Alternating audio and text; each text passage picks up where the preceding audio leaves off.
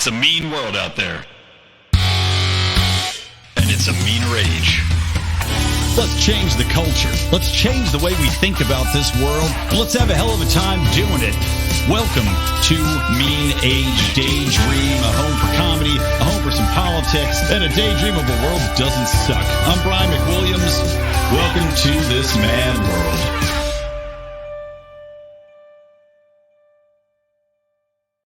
What's up, Yosefs and Yoseflinas? I am happy to come here with a very special Nittany Lion special show. Of course, Nittany shows are the tier. If you're a very special person, you can go and join our Patreon at the Nittany level, and you get to produce a show here with Lions of Liberty. And it just so happens today that we're greeted by a friend, a kind of patriot in arms and in being able to manually ejaculate a horse. That is, of course, the one and the only Matt McKinley from Burnin Daylight.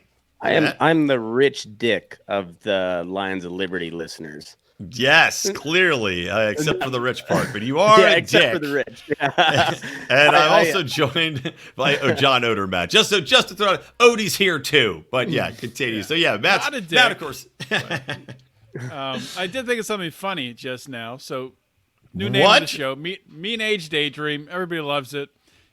For people who don't listen to the boring podcast, last night Brian told a story about a mean age gay dream that he had. I did. It is exceptionally gay and bizarre. Yeah, you definitely want to check out Boring. I mean, that's a good segue since that's our comedy podcast. Because Matt wanted to come on, and you can explain it a little bit more for the populace out here. But Matt wanted to come on and produce his show, and the topic you want to talk about is the state of comedy. So tell us a little bit more about where you're coming from and what you're thinking. Yeah, so I live out in the middle of nowhere.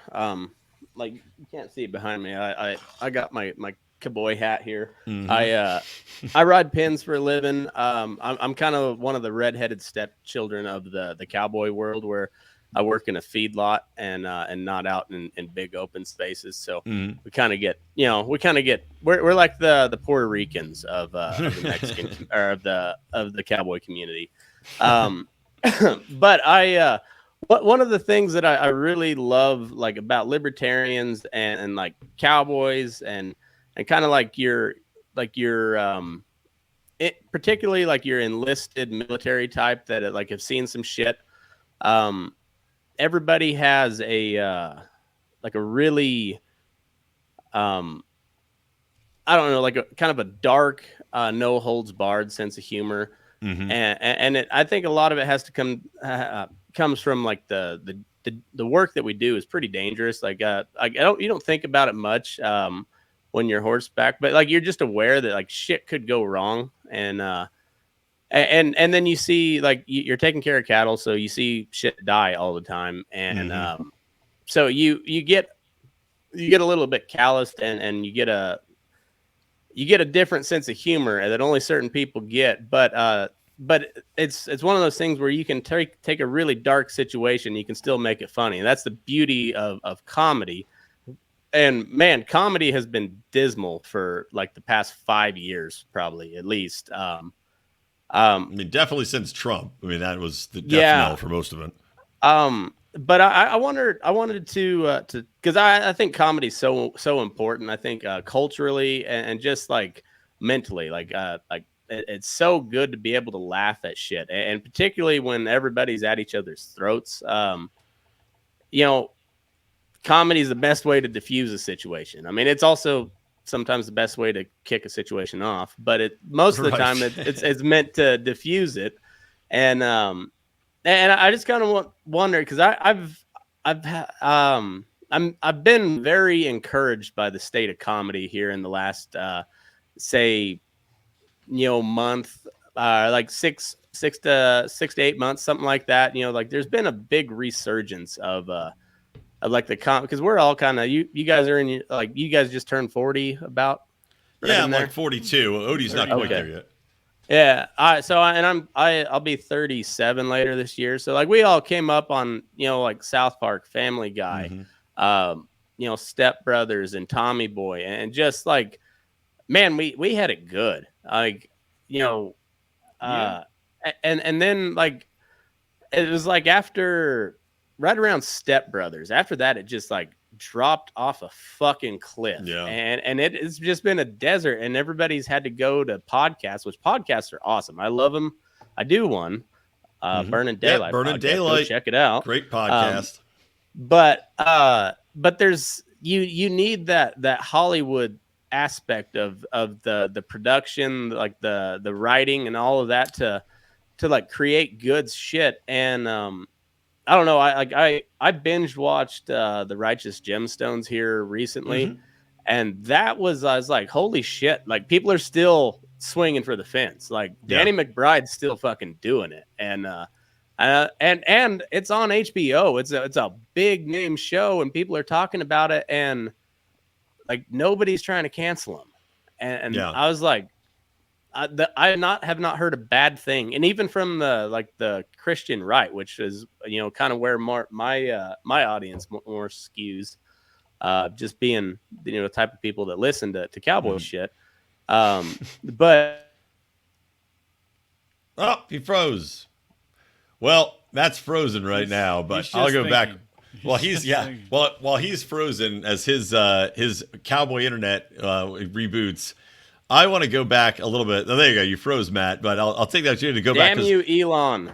I wanted to key on something you said earlier, which is talking about the gallows humor, right? And humor that comes out of dangerous situations. And like a lot of the humor that I had growing up and working was in kitchens, because I worked in kitchens for a long time. But it's kind of a similar environment where you're busy, it's stressful. People are, you're running around with knives all the time. People are getting burned, hacking their fingers. I went to the emergency room, twice and had stitches and all that shit. But at the same time, it is a no holds barred environment. And I do wonder that as society, as so many people in the workforce have gotten away from actually having to do these jobs, which usually, even if you're a white middle class person, as my family was like white middle class growing up, I went and got a job, and this is the job that I got. And now we're transitioning away from people having these jobs, except for, I guess, immigrants. And I wonder if the invention of this Zoom class has eliminated the danger. It's eliminated people from going through and doing these hard, high-stress jobs where you're doing, hard work, you're on your feet, you're sweating, and that's where, you don't give a shit. You just want to have a laugh and a joke, and you're not going to worry about who's offended or get offended. But now these fucking keyboard warriors get offended by everything because they haven't dealt with anything. Yeah. I think you're exactly right on that. I'll just add to that. I mean, I think on top of that, and I like how you kind of like pointed out, like, our childhood and like those iconic movies. That's really lost. I think a lot of that, like in growing up in that culture, like, Tommy Boy, and you see, Chris Farley and David Spade going back and forth at each other, ripping each other. I mean, growing up with me and my friends, and I'm sure, Brian was the same way on the East Coast, you would bust each other's balls. And I'm sure, growing up out you were in Colorado, right, Matt, where you grew up? Yeah, Southeast Colorado. So like I grew up like just about 50 miles north of the geographic center of the Dust Bowl. And so like it's a hard people that live out on the high plains, because it's a very unforgiving part of the world. There's nobody out there because nobody wants to fucking live out there. Like they had to bribe people with free land to get them out there, and then in doing so they created the conditions for the Dust Bowl. But that's kind of tell you how rough it is out there, Matt was considered the prettiest girl in town. Exactly. He was prom queen 3 years running. Oh, I was the town bicycle. I got rode all the time. But it's a tough part of the world, and some of those old timers, like they didn't have much of a sense of humor, but it was very dry. There's just old farmers and ranchers, and they could just like cut to the, like, it was, like I listened to professional stand-up comedians. I've done just a touch of it here and there myself, but when they talk about economy of words, like those old time farmers and ranchers, like they know how to cut to the meat of the situation, and they can make, just one little comment will have everybody laughing except for whoever they were talking shit to, and it's just like it's like a 3-word phrase, and it's like what Trump does. He just like he cuts through all the bullshit and just does something really stupid that sticks. Yeah. And that, so I don't know, it like the comedy that we had growing up was always just talking shit. So it was rapid fire. It was kind of like Letterkenny, but not quite as sophisticated on the jokes. Mm-hmm. And go ahead. I know. I was just saying on the shit talking aspect. I don't even know. Do you think the young even engage in shit talking? Like, I have to think that I still think on the East Coast nothing's changed. Maybe slightly, but I mean, I do wonder a little bit if kids are biting their tongues if you don't have that that type of humor going anymore, because people are afraid of what could happen, of being ostracized, of people calling them a bigot or being a racist. And is that going to come down? You talk about like a snowball effect of this shit on culture.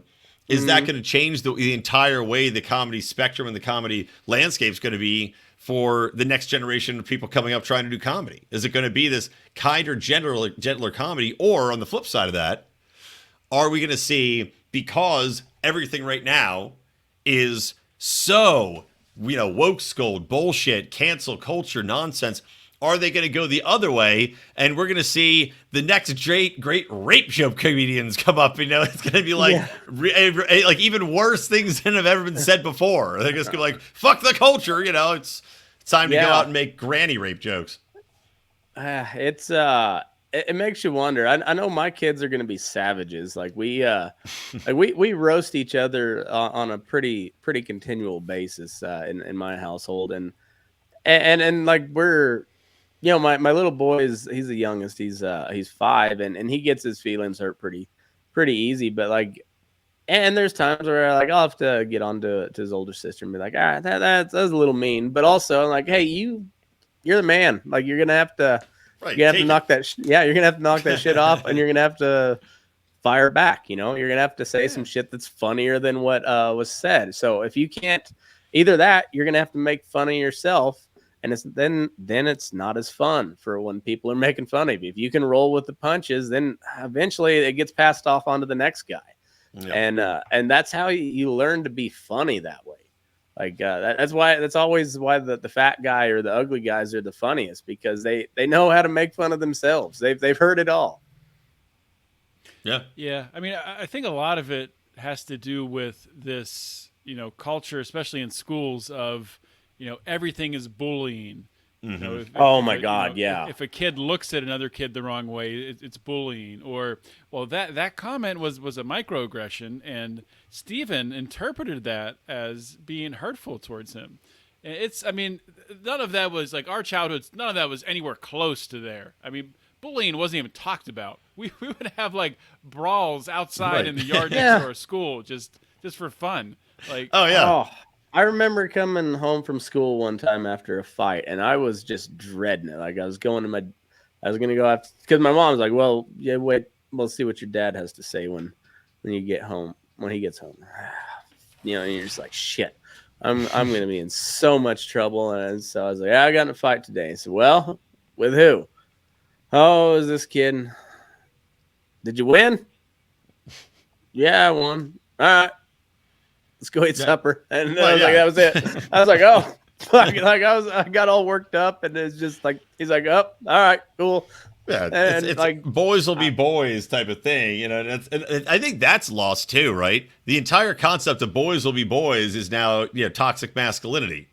Yeah. Right? And I guess that one, and the quote unquote locker room humor, which locker room humor leads to finer forms of comedy, but like, you guys are talking about, you're basically sharpening your steel, and if you can't sharpen your steel, then all you do is become a sitting duck, and you get offended by everything, and thus your only recourse, because you have not learned to defend yourself verbally or with quips or at least build up a skin, is to run to an authority figure and tattle and try to ruin someone's life or become a victim, which is what you see so often online.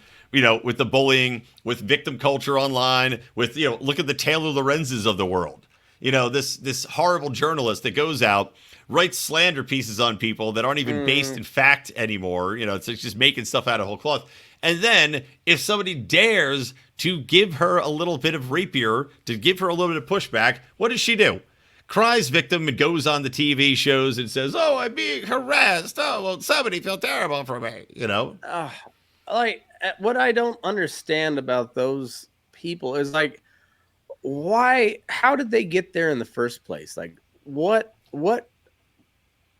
allowed them to get to not only be at? She's now at the Washington Post, but she was at the New York Times, like the two most preeminent media outlets in the country for quite some time. Yeah. And she is just stark raving idiot. Nepotism, man. Nepotism. You know, they're talking about like where do you go to school? This boarding school, which apparently there's no real record of, but you know, she grew up in Greenwich, Connecticut with all these fucking people. And then, you know, got put into the slipstream of getting ported to this job. But going back to what we were talking about before, all these elites that are supposedly defining culture, like the Taylor Lorenzes, they get put in these positions where they're supposed to be governing discourse and truth, especially if you're journalists. Or so often now, I mean, you know, in Hollywood, it's still nepotism. It's still, you know, trying to get people. And now there's basically, you know, this big push for diversity and inclusion, all this other shit for the writing staffs. But the problem is most of the people they're pulling from are out of touch with the common person. And that's why you're seeing such terrible comedy that nobody likes and nobody wants to watch outside of a few notable examples. Yeah, they're out of touch, I think, for a couple of reasons. Probably the biggest reason is, I mean, they think that they are, you know, in touch. They think that they are on the cutting edge because everyone they're surrounded by is telling them, "Oh yeah, that's hilarious, that's funny," and it's this gigantic echo chamber, just like CNN or MSNBC and these types, you know, progressive news shows.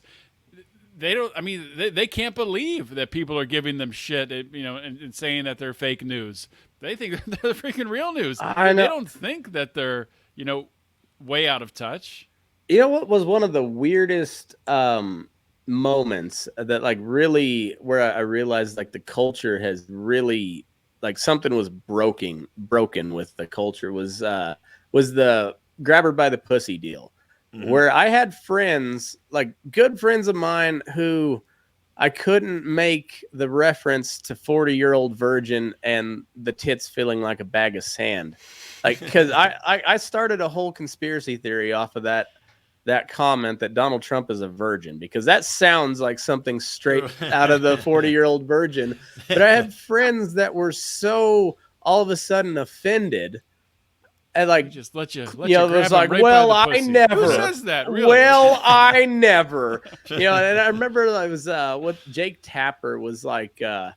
He was like, I was in a locker room. I was at Harvard in a men's locker room, and I never heard such filth coming out of him. And I was like, the fuck out of here. I've heard so many worse things than that in my life. How many hookers did you defile in the Harvard crew locker room? Fuck off, guy. Get out of here with your pearl clutching. And I was like, oh, there's something there, because now you have like the dirtiest comedians, left-wingers, like coming out just appalled that Trump said grab him by the pussy. And I was like, and mostly I'm just disappointed. Like, am I the only one here that's seeing the 40-year-old virgin reference? Like, this is funny. There's something really funny here. And everybody's just like, well, I never. It's that's where definitely Trump, he ruined comedy. I was talking to somebody on a comedy show about this that I did recently, but Trump ruined comedy for all these leftists because they all felt that he had to be the butt of every joke because they were so morally outraged by who he was. Right? But Trump, everything he does is a punchline. How can you make fun of a fucking walking punchline? You can't. It's already there. It's just redundant. You just have to sit back and marvel, because he's a master at what he does. Like, whether you like it or not, there's no denying he's a master at what he does. And it's fun to just sit back and watch it. But like, yeah, I don't know. But then also he's the same fucking president of the United States. Well, and, you know, yeah. It was the greatest joke ever played. I mean, honestly, it was. But also, you know, Biden at the same time. Again. Just right. Yeah, he might be. But Biden on the same level, right? You look at Biden, and none of these leftist honks will make fun of Joe Biden either. But he's so embarrassing. Oh. And so bad at his job that he's almost now a walking punchline. I mean, the fucking guy literally falls off his bike sideways, you know, bicycling around. The guy literally is calling, I watched you know, that can't no get through a less than sentence 100 times. It's hilarious. And I mean, you can't, but they won't make fun of it because, of course, you know, it's the moral Rubicon. They won't cross the Rubicon. But the fact that comedy's been so politicized and polarized is sickening, because you did have back in the day, you had people that would happily make fun of, like SNL, you'd make fun of both sides. You'd have the late night shows. You'd make fun of whoever the president was. It wasn't a political means so much as this is a power means. And comedy, its intent is to tear down the powerful, or, you know, make light of a situation that is at its core so unfunny that there's no other way to do it but to approach it with comedy, because otherwise you just live in a world of depression. The fact that these fuckers now have put things in buckets and bins where one thing is okay to joke about because you agree with it and one thing isn't is absolute heresy. And we have to get back to the point where the power and taking down positions of power is what comedy's about. Even if I happen to agree, like, let's say Dave Smith runs for president. You better bet your ass if he gets any real power, I will be making fucking fun of Dave Smith. I'll make fun of Dave Smith on the show during his presidential run if he fucks up. I'll have a great time doing it. But that's what you're supposed to do. You make fun of people that are trying to get power, and you have fun with it, and that's the equalizer, because you're all equal on the playing field of fucking comedy. No matter how rich that guy is, I can make him look like a dick. What would it be called? So for Rand Paul, you had Rand pluses and minuses. Yep, and one sentence earlier, Rand. That was like one of the funnier things with that little theme song. Rand Paul, one sentence earlier, because he'd have a great rant, and then he'd follow it up with something really stupid that everybody would latch onto. We can do a swap podcast if Dave Smith ever gets any real power, and we can call it Driving Miss Davy. And I like it. And we can just immediately go to the fact that he does not know how to drive.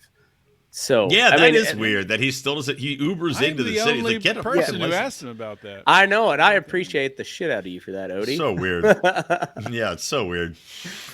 Yeah, so when you live in a suburb, like the amount of money. I mean, I don't know. Maybe he doesn't leave the house that often. I guess he doesn't have to. But once you get back into doing your shows, you're gonna have to leave the house. I remember my grandpa making fun of me. My Dust Bowl grandpa giving me shit when I was 13. Well, he wasn't talking to me. He was talking to my mom. He's like, that kid can't drive at all.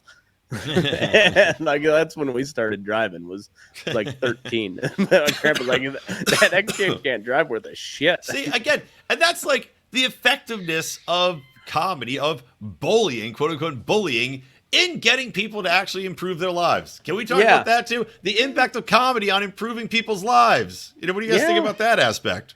Oh, I think it's I think it's amazing. Like when somebody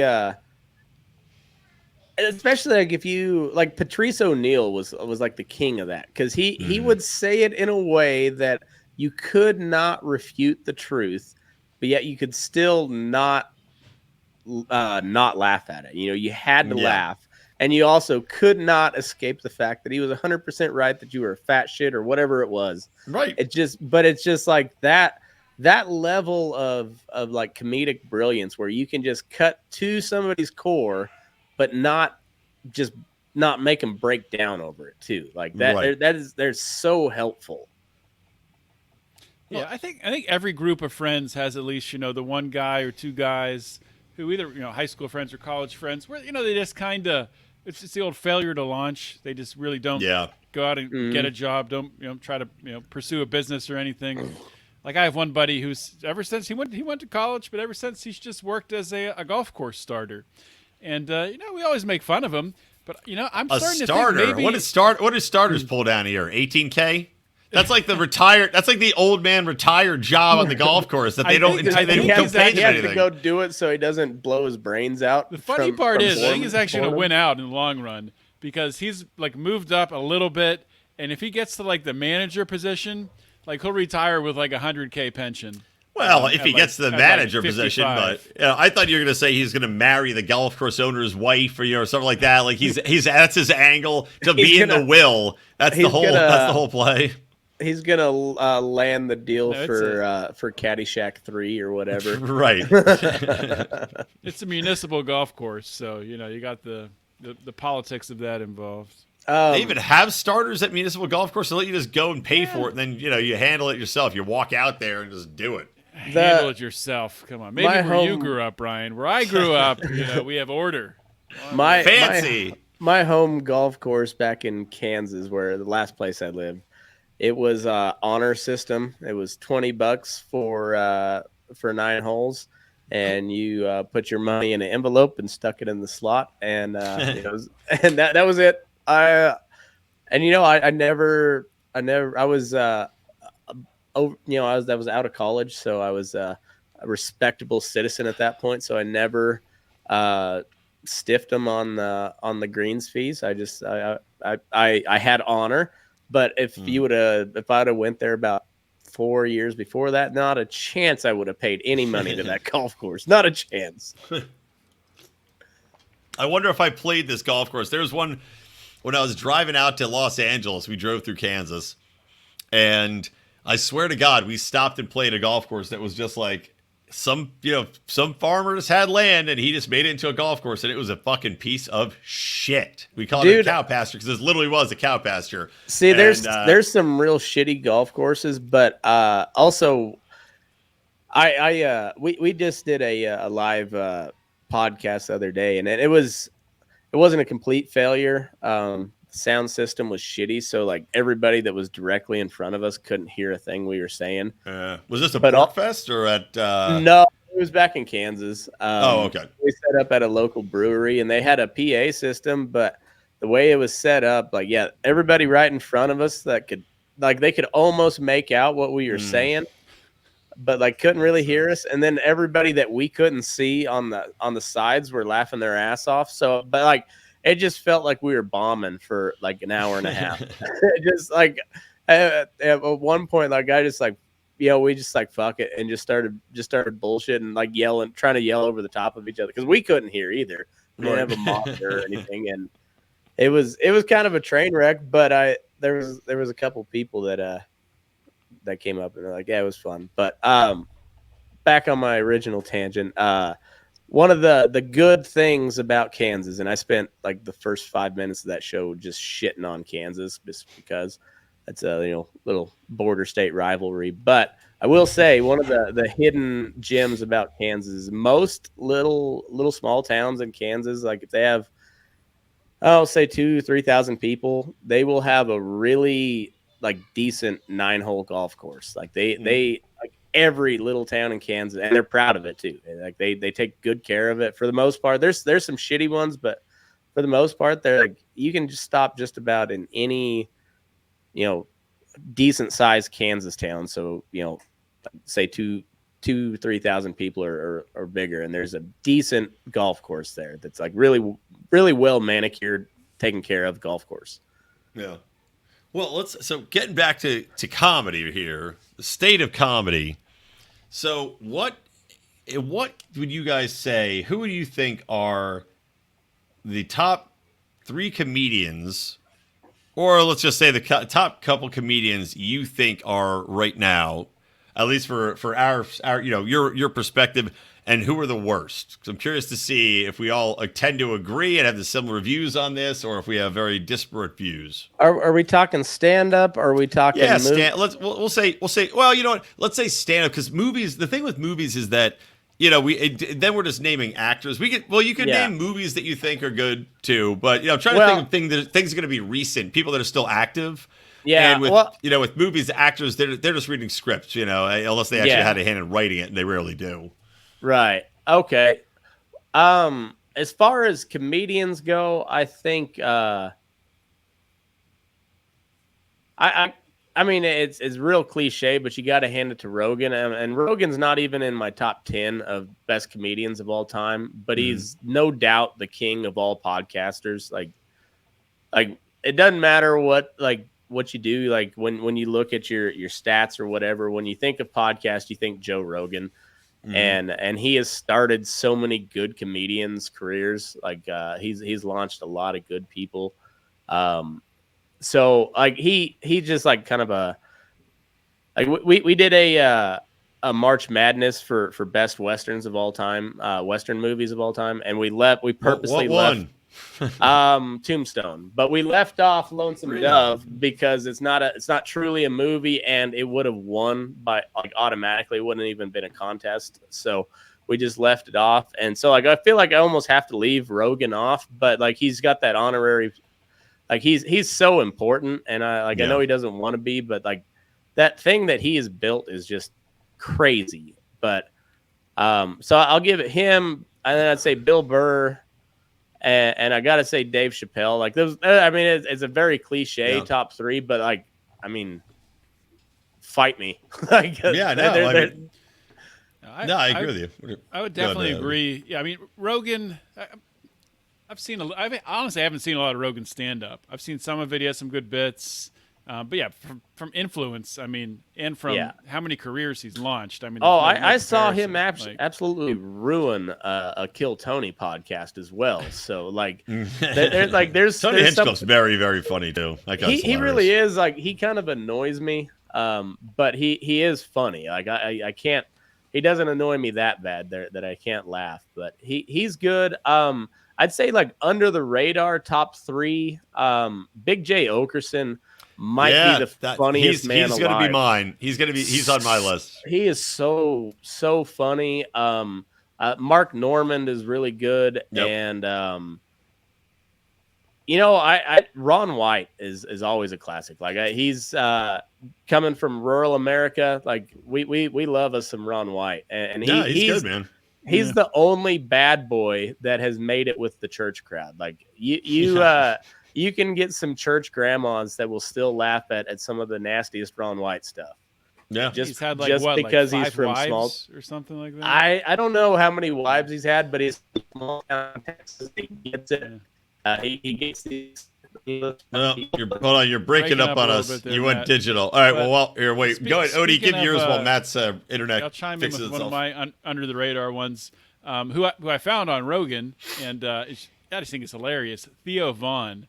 Just his timing, and his funniest joke. I love it, where he's talking about like, I remember when I used to do drugs. My favorite kind of marijuana was cocaine.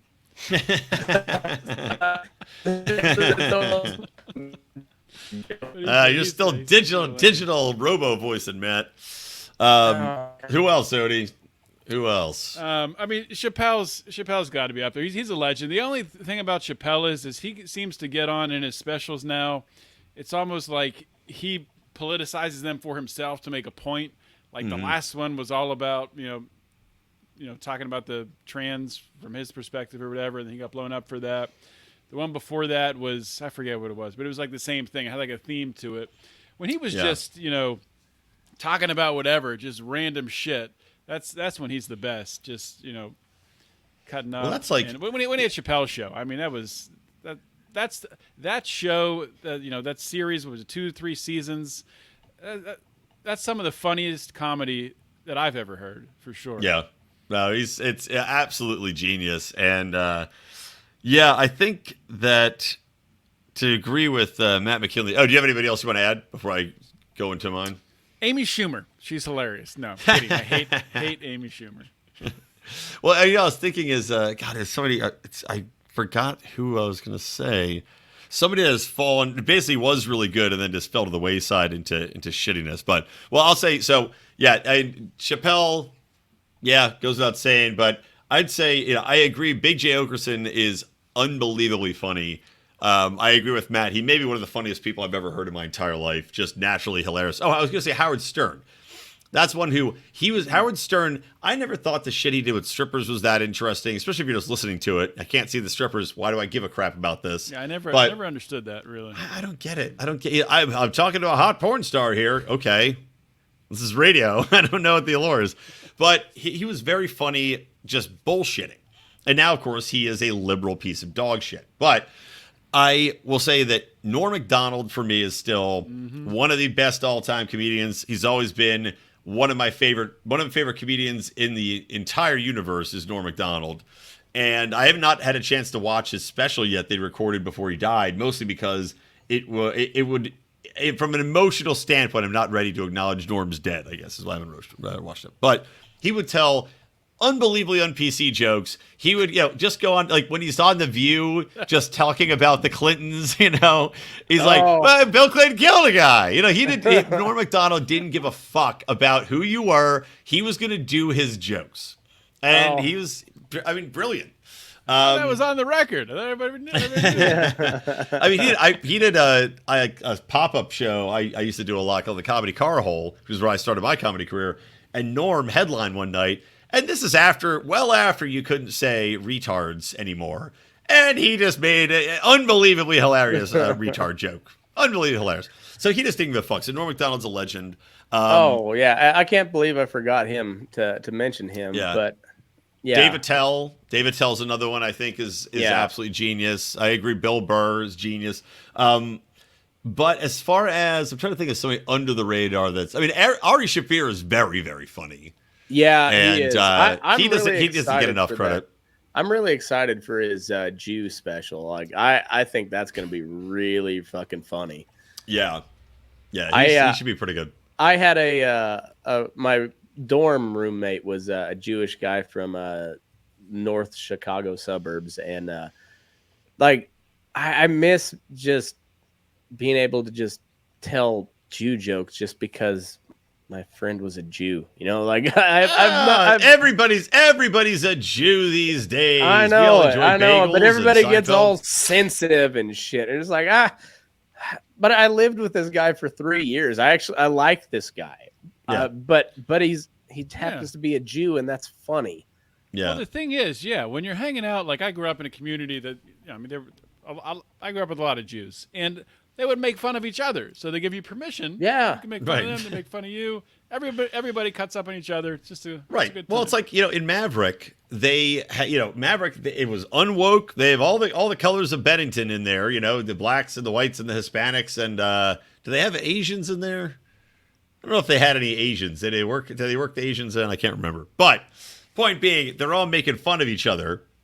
And, good. That's the way it is. That's the way people bond, is by making fun, because it breaks down the barriers between everything. If you can call somebody, like there was a guy that when I used to cook at Hooters, and there were two black dudes I was friends with there. My one buddy Calvin, who was one of the funniest guys I've ever met. And he would make fun of another dude there who was a darker skinned guy than him, and he would call him Black Ass. And this guy's nickname at Hooters was then Black Ass. He was one of the cooks. That's what everybody called him. Hey, Black Ass, come on over here. You got to take these wings out. And it was just accepted. We all hung out all the time. You go to parties all the time. But the point is, it breaks down if you're addressing straight on what could possibly be an uncomfortable point, a.k.a. a racial divide, by making it a butt of a joke in which you're all a part of, and you're all just, laughing at it. You don't really think about it anymore. You've eliminated that problem from your societal group. You're not thinking about it because you put it first and foremost and already fucking made fun of it. I'm sure you probably did the joke with, like, when someone new starts in the kitchen, like a little scrawny white guy. And you're like, oh, yeah, everyone calls him Black Ass. Call him Black Ass. Yeah. And he calls him Black Ass. The guy turned, what did you call me? Motherfucker, what, you cracker? Yeah, totally. But, like, Odie, can you think of the last time you saw something like, because they used to have very un-PC humor even in television ads, right? Can you think of the last time there was something on a television ad or on a mainstream TV show that was even mildly risque or even mildly kind of in the style of humor that we're talking about and in the comedic style that we enjoy?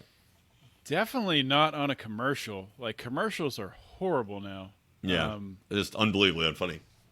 Like, we stream. We use Fubo to stream so we can get our live sports. And literally during the month of June, every commercial was about Pride Month. Every single one on every channel. It was so maddening. Yep. And nothing against gay people, but I just do not want Pride Month shoved down my throat. I've had enough. Exactly. It's like, it's become an obligation to cover it. It's like eating. It's basically what culture's trying to do. What leftist culture's trying to do is make us eat our vegetables, right? And that's what it feels like. All right, you can watch your sports, but you got to eat your bisexual broccoli first. Oh, I got a kid in here. Hold on. Here, make a point. I'm going to kiss my child. Brian's kissing babies over here. So I guess to come back to like talking about comedians, influential comedians that, really when I think of like my childhood growing up, and like I like to think about like someone like Chris Farley or Phil Hartman, guys that died earlier than they should have. Yeah. And like imagine the amount of just comedic gold that we missed out on because of that.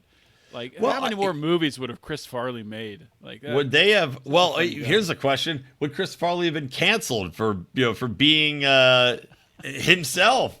It's like I wonder would he even have made it to this long? Would he even been acting, or like the guy that directed The Hangover? Would he have been like, "Fuck it, I'm retiring because you can't be funny anymore"?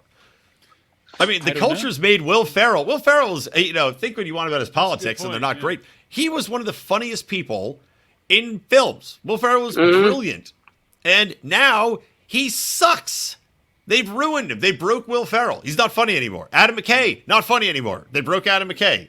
Because everything now, they politicize it. Jim Carrey broke Jim Carrey. Because they politicized it, and now these guys all want to lead with the message. Like, did you see Sherlock Holmes? The comedy one, or Sherlock and Watson, or whatever there was? One of the biggest pieces of shit ever made. And in that movie, which takes place in the Holmesian, whatever it is, 1500 era, whenever Sherlock Holmes takes place, I can't remember when it's supposed to take place, but in Victorian England, they're making Donald fucking Trump jokes in the movie. And it doesn't make it any funnier. I can tell you that much right now. It doesn't make it any funnier. But what it does do is take you out of it and make you roll your eyes, and you're like, can you just be funny for the sake of being funny and not make it political all the time? Right. Just make people laugh, please. Like that. Right. That's all we want. I just want to laugh. Like they've made Jack Black, who was also one of the funniest guys of all time. Yeah. Now he's only funny on TikTok. But I want to see. Does he make movies anymore? Like, is he in movies? I can't remember last time. I haven't seen him anything in a while. I've seen him on TikTok, and that's it.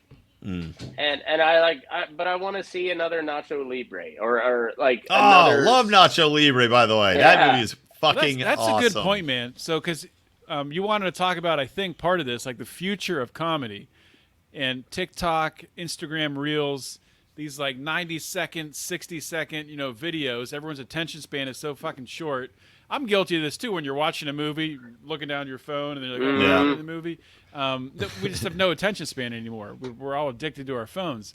So is comedy going to move from, instead of having like stand-up shows where you actually watch a whole show, are the best comedians going to be whoever can capitalize on that 90 seconds and build a following where it's just 90-second skits? Yeah, maybe. I don't know, but like I used to think like the music industry almost fucking died over COVID. I mean, like especially the live music industry.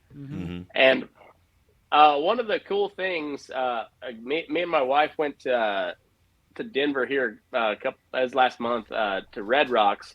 One of our favorite bands was getting back together after a couple of years, Turnpike Troubadours, and they played at Red Rocks. Ah, yeah, Turnpike Troubadours. Yeah, and it fucking rocked, and it's still like there's nothing. And I don't even like big venues. I love live music, but I love like little dive bars and just like real intimate shows. And Red Rocks is like not quite 10,000 people, but. Like it was 10,000 Turnpike fans just like jamming out, and I know it was a little microcosm, but like it felt like the world was headed in the right direction at that point in time. And then I don't know, I see shows popping up. I mentioned earlier, I don't know if you guys are fans of Letterkenny, but they were solid all the way through the pandemic because it's one of those shows that. It's like The Office. You could put it on, and even if it's the same episode you've seen 100 times, you'll still watch it. Yeah. And they just released a a spinoff show, Shoresy, and it's solid. Like it's dumb comedy, but it's just really quick back and forth banter, and it's funny. It's like it's solidly funny. So like I don't know, there's shit like that, and then Righteous Gemstones. Like I said, those guys are getting away with murder on that show. Like they went way out.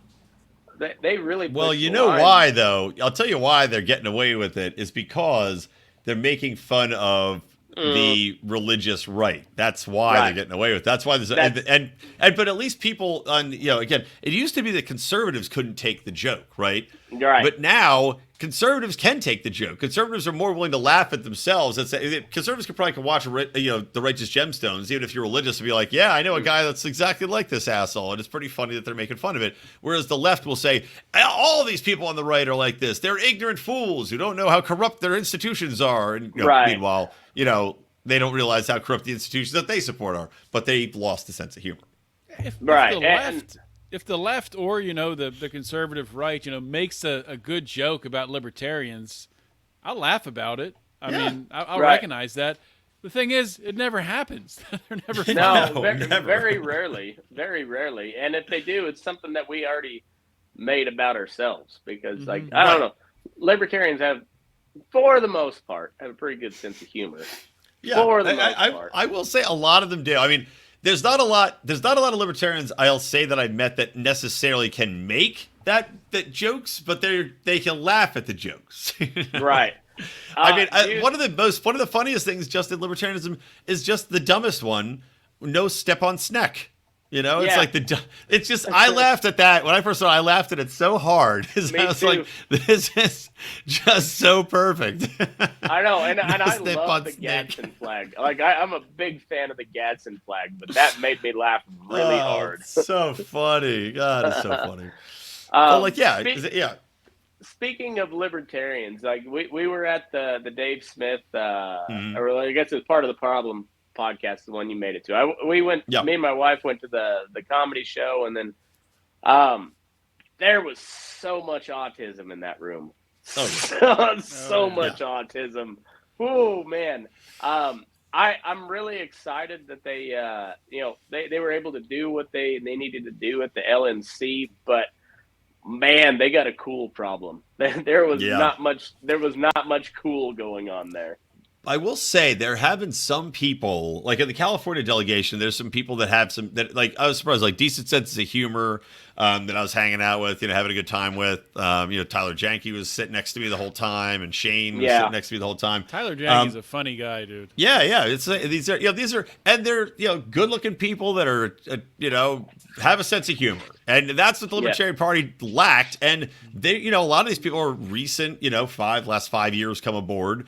But Mises just attracting so many new signups that just by sheer luck, you're going to get, more people that are talented. There's definitely, since the Mises Caucus took power, the amount of women that are at these libertarian conventions and gatherings has at least doubled, at minimum doubled. So I've noticed online, it seems like there's a lot more libertarian women. A lot more. Yeah. A lot more. I assumed half of them at least were feds, but you're saying they were actually there in person. They were actually there. Now, I do also agree that half of the libertarian hoes over there are definitely feds. There was one chick I got in a big fight with because she was an idiot who just tweeted out, fuck commies all the time. And I was like, bitch, you're just playing people to try to get followers. You don't know what the fuck you're talking about. Anyway. Did she have an OnlyFans, and was it good? No, this is before OnlyFans blew up. This is a few years ago now. It's 3 years ago, maybe. There was some libertarian chick that was kind of big on Twitter here a while back, and then she got married. like all of a sudden. Followers immediately dropped to zero. I'm sure. It's like when you're following some bikini model on Instagram, and they're like, I'm pregnant. I'm like, boop, unfollow. Not on my time. No, fuck that. I don't like pregnant women. They creep me out. I had two kids. I don't like pregnant women. Yeah, gives me the heebie-jeebies. Yeah, but I think you're going to see more comedians that are libertarian. I mean, Ari Shapiro is basically libertarian now. He's been converted. And while the other guy's a leader, say like Big Joker said he's not political, but I would say he probably is fairly libertarian. So is the Puerto Rican rattlesnake. I'm just blanking on his name, right? Luis J. Gomez. But I think you're going to see a lot of people as they get sick of just cancel culture, if they're not just so brainwashed. Libertarianism is naturally the home for comedy because libertarianism is about individualism. It's about, going out there, making the most of yourself based on your personal talent. And comedy is that. It's you on an island. It's sink or swim. You either suck or you succeed. Yeah. And tolerance is a big thing because, we don't have to agree with you. But, like I said, if it's funny, I'll tolerate you making fun of me. If it's funny. Well, I told the most racist joke, which I won't tell it again on this one, but I told you I did this comedy show at the Black Elks Club, and I told them my most racist joke to the guy that runs the club, and he laughed his ass off. How did you get invited to do comedy at the Black Elks Club? It just happened to be where Adam's comedy show was.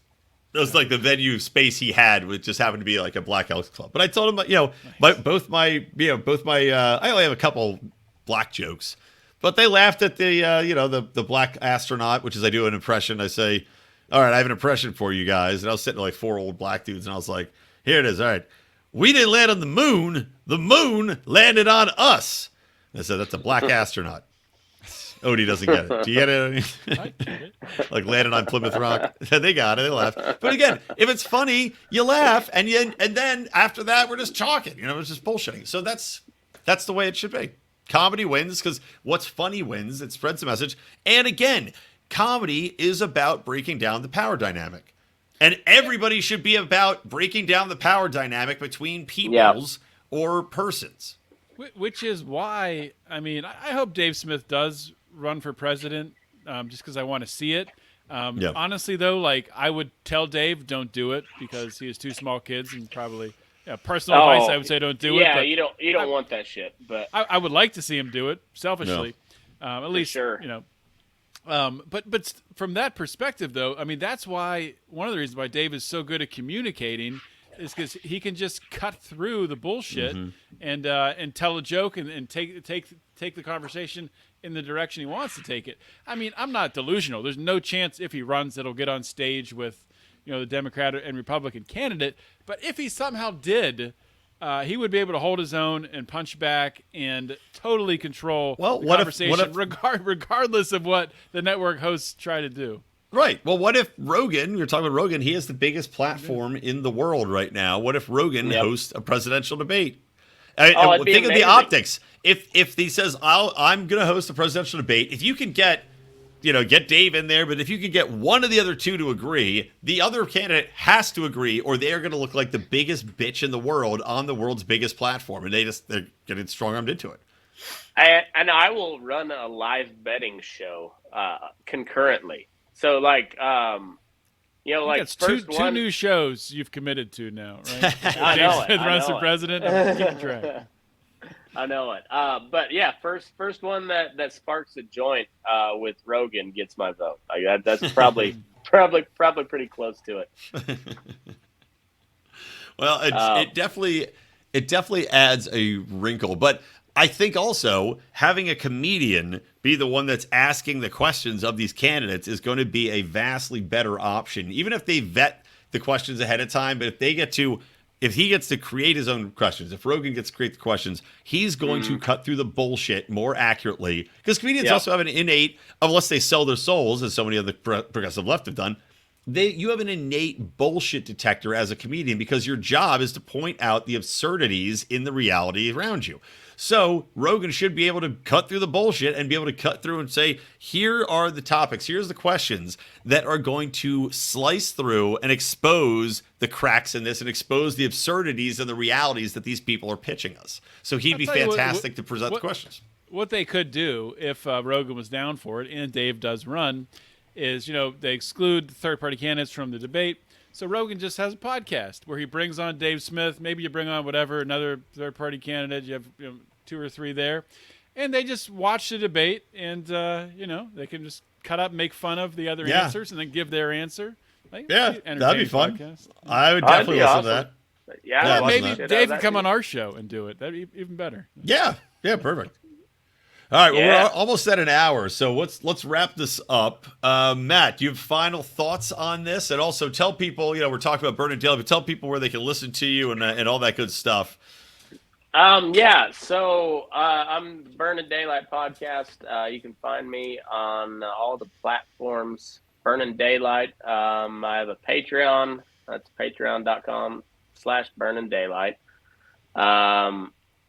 Instagram is at Move Your Ass. I forget what my Twitter is, but just search me up. You can find me. Listen I'll to say the that show. the Instagram at Move Your Ass.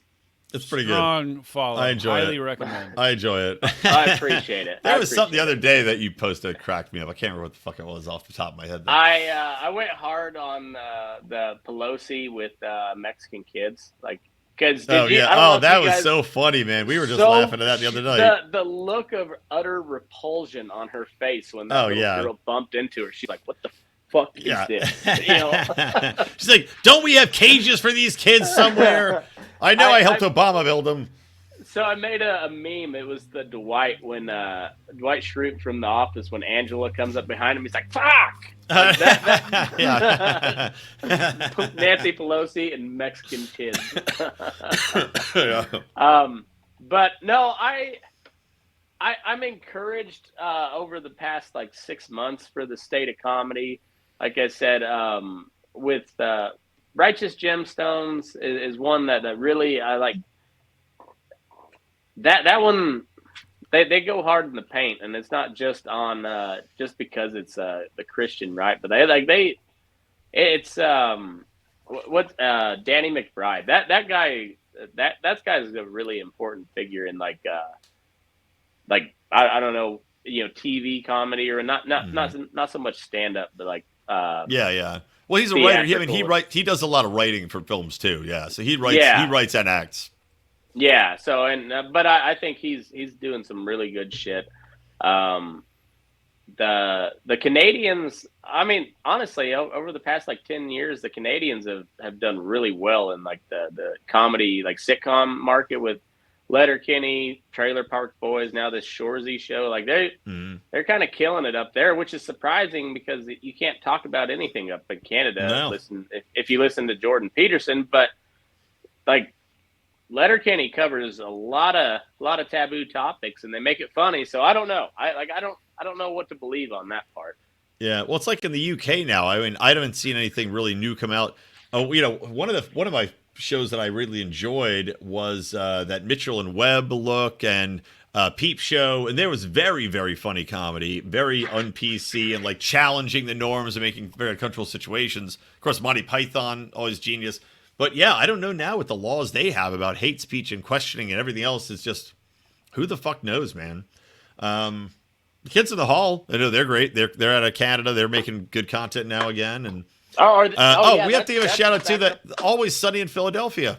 It's one of the greatest shows ever made in the history of television, and it's still going strong. And those guys are as crude as you can get. It's still going strong. Really? It's still on. Making new episodes? I did not know. Yeah.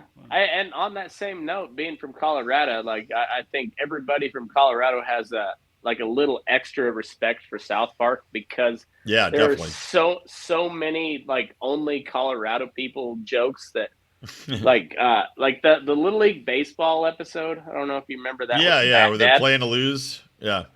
Yeah. So every town, when you look at the opposing team, when they go to Fort Collins and it's just nothing but white kids, and then you go to Pueblo and it's nothing but Mexican kids, and he's like, and when he's talking shit in Pueblo, he goes, "Pueblo es no bueno, Pueblo es muy mal." It's so spot on. And if you're not from Colorado, you would not understand that. So, but same way, South Park's still putting out bangers every time. They don't miss. Yeah, no, they're still rocking. Odie, final thoughts? Anything to add? I mean, I'll just say this. I remember when I was in college, back in the early days of streaming, and downloading episodes of Family Guy on Kazaa or Morpheus. That was some of the funniest times, just sitting in a dorm room or a frat house in one of the rooms, Just drinking a 40 and just watching Family Guy episodes on an old shitty monitor. Yep. Great time. You know, Family Guy also, I got out of watching it. I got into American Dad. That now has gotten pretty shitty in the last few seasons. But it used to be, American Dad was also very funny, very un-PC. And Family Guy, recently I started watching a couple episodes, and it's actually pretty goddamn funny. And they're not PC. They did this whole thing where they said they're like, well, we're going to stop doing gay jokes. They did a lot of gay jokes. And then they had an episode where they did a gay joke, and somebody on the show was like, I thought you said you were going to stop doing those. And Peter was like, yeah, we're going to keep doing them. And I was like, that's funny, man. I like it. I even like the response. Just like, whatever. What are you going to do? They're funny. All right, well, yeah. Family Guy was always good. So like I don't know. There's hope yet. I think the tide's turning. People get tired of just like not being entertained. At some point, like we need to get back to football and comedy. Like I miss those days when people like argued over football, but nobody argues over football anymore. It's over politics, and nobody knows a fucking thing about politics. Yep. And it annoys me. Amen, man. I agree. And I also agree. I do think we're going back in the right direction. I think you're going to see a big rebound, a big pendulum swing, and it's going to be for the benefit of all mankind. So, gentlemen, thank you for joining this lovely panel. Thank you, Matt, for the support. Again, guys, listen to Burnin Daylight, and I will, of course, put all those links in the show notes. And if you want to get involved, if you want to produce your own show, you can go to patreon.com/Lions of Liberty and get on that Nittany level. And we're also on lionsofliberty.locals.com. You'll just have to, if you sign up at $50, that's the Nittany level. We'll know because we don't have the tiers on locals. It's not set up the same way. But $50 a month, that's what the producing support is. And we greatly appreciate it. Keeps the lights on here at the Lions of Liberty Network Studios. So thank you, John Odermatt. Thank you, Matt McKinley. And thank me, most of all, as the funniest person on this podcast. Until next time, gentlemen, don't jerk off in the shower. You might fall down. Yes, and Burnin Daylight. There you go. I had to sneak it in. Thank you, buddy. Oh, God bless, man. Of course. All right, here's the outro.